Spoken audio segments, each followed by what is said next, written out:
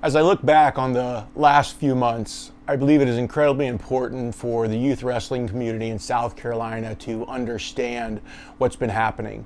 It's been tough. There's been a lot of silence and threats that have been made that have really made things difficult. I want to talk about the problems I faced in youth wrestling, especially under the SCYWA organization. Almost 30 years ago, I got into wrestling unexpectedly. It was a big change from dealing with all the politics in basketball. Wrestling felt like a safe haven for me, free from all the drama and conflict that comes with other sports, or so I thought. Over the last 5 months, my experience with SCYWA has been far from easy. What initially began as a profound passion for wrestling has spiraled into a tumultuous ordeal marked by unjust treatment and repercussions. My transgression was raising my voice against unethical conduct within SCYWA's leadership, actions that deviated from the organization's own bylaws and principles, notably superheaded by Micah Hendricks. Micah is the president of SCYWA. He also holds equity as a co-owner in his role with a for-profit company called War Combat Promotions, which makes money from promoting, hosting, and product sales at wrestling events. I thought it was odd that he had roles in both a nonprofit organization like SCYWA and a for-profit company like War Combat Promotions. When I discussed the conflict of interest with Micah on December 29th, 2023 over the phone, his response was really unpleasant. He got quite vocal about me questioning his integrity, especially when I mentioned how odd it seemed that running a tournament without his for-profit company, War Combat, was so challenging, and that SCYWA provided little to no support if we didn't use War Combat. Before I knew it, I was banned from SCYWA just for speaking up. The ban was based on vague accusations and threats without any real proof. They said I did things like mess with referees, hurt SCYWA's finances, and cause trouble at events.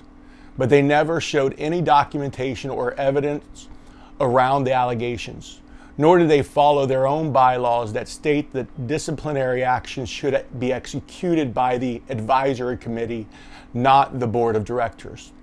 It seemed as though their intention was to silence me and maintain their authority. Despite all of this, I'm not giving up. I'm not giving up as I want to make sure this experience doesn't happen again for any parent, coach, or participant. I want to shine a light on the problem in SCYWA and other youth sports groups. I want people to know that this kind of stuff happens and it's not right. My story isn't just about me. It's a warning to anyone who wants to speak up against unfairness and corruption. Many have likely heard various rumors about my family's experience this year. I've been eager to share our story, but circumstances have prevented me. Families feared repercussions for speaking out, worried it could jeopardize their loved ones. Additionally, some parents worried that any pushback from me could impact our club's future. As a result, I felt compelled to remain silent. However, I'm now determined to break the silence and share my truth. To kick things off, our journey began as we geared up for our wrestling tournament scheduled for January 14th, 2024. In the previous year, we had engaged War Promotions to facilitate matches and provide equipment aiming to streamline our event's operations. However, for this tournament, they arrived with only a handful of staff members, leaving our club, parents, and kids to shoulder the bulk of the workload. I'd say close to 90%. Determined to avoid a repeat, I made the decision to forego War Promotion services this year. Instead, I proposed that our club collaborate with the high school wrestling program to ensure the success of the 2024 SCYWA Regional Tournament called the Cobra Clash. A few weeks before our upcoming tournament, I decided to have a chat with Micah, who happens to be the president of SCYWA. I wanted to make sure everyone understood what our club needed to do and what SCYWA would be contributing. However, things took an unexpected turn. During our conversation, it became clear that there were some serious issues Despite our club paying fees to SCYWA and using their track software for managing tournaments, it seemed like nobody on the SCYWA board, except for those linked to War Promotions, knew how to handle the software or even had access to it. This observation raised concerns for me, suggesting that SCYWA might have been structured in a manner that necessitated reliance on War Combat Promotions for its operations, and that certain board members were adamant about complicating tournament hosting for clubs not affiliated with War Combat Promotions. It was at this juncture that I highlighted a significant conflict of interest arising from Micah's dual involvement. Notably, during the same weekend, the president of SCYWA was slated to oversee the inaugural South Regional event, yet his for-profit company was concurrently organizing a competing event, potentially impacting the profitability of the South Regional. It is worth noting that such circumstances were unique to the 2024 season. I pointed out that this created a conflict of interest and could lead to legal problems. Well, let's just say our conversation didn't go smoothly. It turned into a heated argument, and Micah ended up hanging up on me, swearing never to talk to me again. It was an inappropriate, unprofessional, and clear failure of duties by a leader in SCYWA. Since then, there has not been any communication, written or otherwise, from Micah. Even after formal written requests for clarification and justification of said ban, per SCYWA's bylaws, none have been provided to date. Micah's ties to War Promotions have clouded his judgment. As the SCYWA president of SCYWA, his actions not only raised ethical questions, but also put our club and others at a disadvantage. It's a clear example of how conflict of interest can impact decision making and fairness within youth sports organizations like SCYWA. As we prepared for our tournament, I can't help but worry about how these issues will affect its success and fairness. It's a reminder of the importance of transparency and accountability in leadership, especially when it comes to managing nonprofit organizations like SCYWA. Subsequently, I engaged in several discussions with Jonathan Evans, the vice president of SCYWA, and explored alternate options for our tournament and software to run it, to avoid the possibility of resorting to paper brackets. It was during this time that I recalled encountering advertisements for a tournament software called Rapid Brackets. Along with another head coach, we met with the director of Rapid Brackets and concluded after deliberation that it would not only be an excellent solution for our tournament, but also potentially more profitable for both SCYWA and our club. Moreover, we recognize the significant benefits it could offer to youth wrestlers and their parents. With Rapid Brackets, parents would no longer be required to spend long hours sitting in a hot gym on a Saturday, watching only a few matches of their child. Instead, the software would provide precise time slots, ensuring that each child's wrestling matches would commence and conclude within a 2-hour window. This would alleviate the need for parents to spend substantial sums on hotel accommodations when traveling long distances for tournaments, granting them more quality time with their families post-tournament. Unfortunately, however, despite the promising possibilities of the software, several events occurred that stopped us from being able to use this software during our tournament. After a unanimous decision among the Cane Bay coaches, we did opt to try to use Rapid Brackets. Following this discussion, I held discussions with the vice president, the treasurer, both of whom expressed enthusiasm for the idea of using Rapid Brackets, seeing it as a valuable opportunity for SCYWA Wrestling. They assured me that there were no bylaws preventing us from using Rapid Brackets for our tournament, and vowed to support our decisions despite potential opposition from Micah. It was evident that Micah was displeased with our choice and threatened to ban me after a coach shared a message with me from another member of the board stating that Micah was attempting to ban me, as well as a message to me directly on January 1st of 2024 from the vice president stating Micah might withdraw war combat promotions from contracts with other host clubs during the season. Over the course of approximately 48 hours, there was a flurry of text message exchange between the board members and myself regarding our ability to proceed with the tournament. However, everything came to a standstill when Micah Hendricks threatened to withdraw SCYWA from our event, potentially jeopardizing our insurance coverage. He also withdrew the referees from the tournament and closed it on track wrestling. This was all because we were wanting to use different software that we felt was advantageous for the sport of wrestling. We were faced with limited options. We reluctantly conceded to Micah's demand. Throughout this tumultuous period, I maintained communications with the other board members, believing they were advocating on my behalf. Simultaneously, one of our wrestling managers had a direct conversation with Micah during which he agreed to run our tournament remotely on track software, albeit under the condition that I would not be present at the tournament myself. However, he assured us that he would not impose a season-long ban on me as he had previously threatened.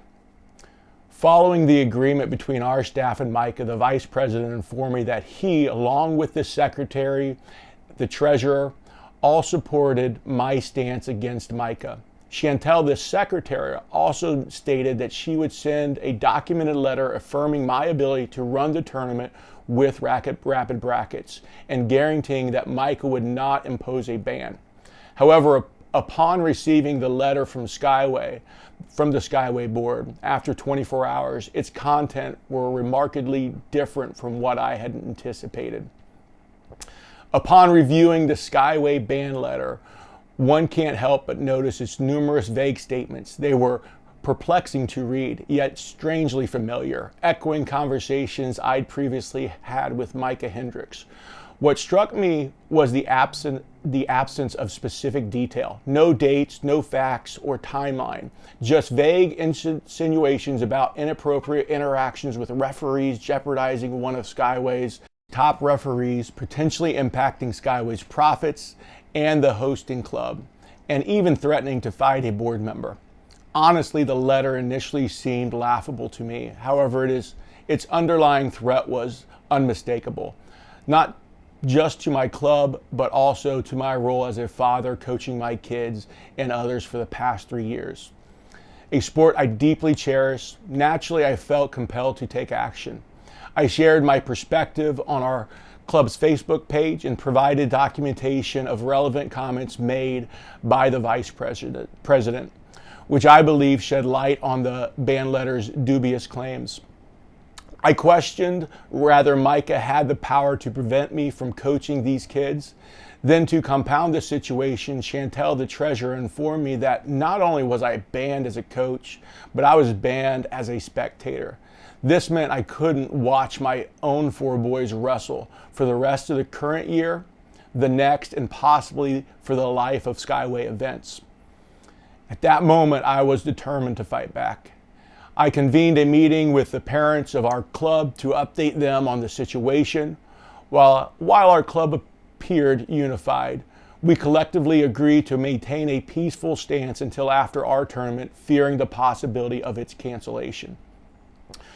One of the highlights of this season was the following week when we executed the tournament exceptionally well, as the Cane Bay Youth Wrestling Club has done in the past.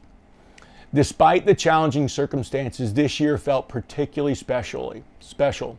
Fortunately, those who had banned me, or at least the person behind the decision, were not present at our tournament. This absence spared us from any unpleasant scenes. I had the opportunity to engage in several pleasant conversations with a member of the board of advisors. He commended us on on organizing an outstanding tournament and expressed genuine confusion regarding the situation between Micah and myself. Nevertheless, a lingering sense of hesitation persisted within me as I steadfastly held the belief that my initial ban was unjustified. Consequently, I submitted an appeal to the board requesting any documentation supporting the complaints mentioned in the ban letter.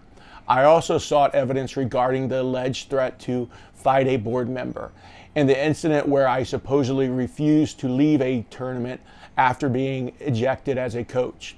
Despite my efforts, I have not received any response or evidence documentation to this day.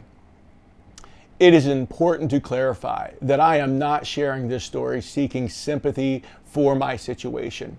Neither am I attempting to undermine a youth wrestling program like SCYWA.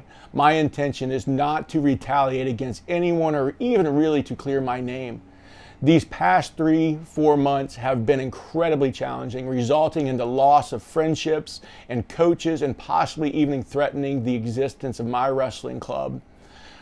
My absence has left my students wondering where their coach has gone, and my children questioning their future in the sport and rather I ever being able to coach and watch them again.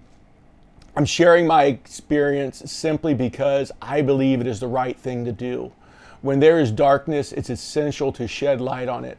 I don't subscribe to the belief that everything revolves around money. I think this is a story of good people becoming too concerned with money. Regarding the allegations in the letter, there may be some truth to them. Allow me to provide some context behind each of these alleged disruptive behaviors. Let's begin with the accusation of inappropriate interactions with a referee. If this is pertaining to my conversation with a referee knowledgeable about track software and asking him to provide assistance with running the software during our tournament, then yes, I take responsibility for that. The altercation with a SCYWA officer stemmed from a heated text exchange after the individual wrestling tournament. I engaged in a pretty spirited discussion with Derek Harris, a fellow coach, regarding the best approach for youth wrestling in South Carolina state dual event. I jokingly suggested a wrestling match challenge. There was no genuine threat intended, rather a proposed sanctioned SCYWA coaches versus coaches match scheduled for the following morning. It's bewildering how this jest has been misconstrued as a serious threat. While our exchange may have been lengthy and at times pretty juvenile, it's never extended beyond heated banter about settling matters through a wrestling match. Furthermore, the assertion that I was responsible for SCYWA losing one of their top officials is unfounded. Admittedly, I did approach a referee following an incident where one of my young wrestlers was injured, as I believe there was a disregard for the rules that protected this child. However, it's important to recognize that the situation was tense and involved multiple individuals. Both the referee and I intervened to de-escalate the confrontation among spectators who were not directly involved in the match. Next, regarding the allegation of potentially causing financial harm to SCYWA by using rapid brackets instead of track wrestling, I'm unsure. I had agreed with Jonathan Evans to provide SCYWA with everything they were due, if not more. So I'm puzzled by the accusation. Further clarification would be highly appreciated. In essence, I'm willing to address these allegations, but they require context and understanding. The accusation of disrespectful behavior towards other attendees and event staff on a frequent basis during the season is very challenging to address due to its vague nature. I would love to see the board provide me with documentation and a clear perspective around these allegations, but unfortunately I have not received any.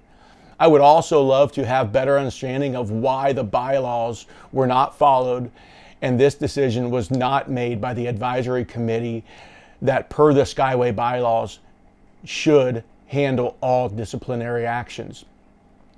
I remember, and many involved in wrestling might also recall, a board of directors displaying disrespectful behavior last year, which I chose to ignore rather than escalate.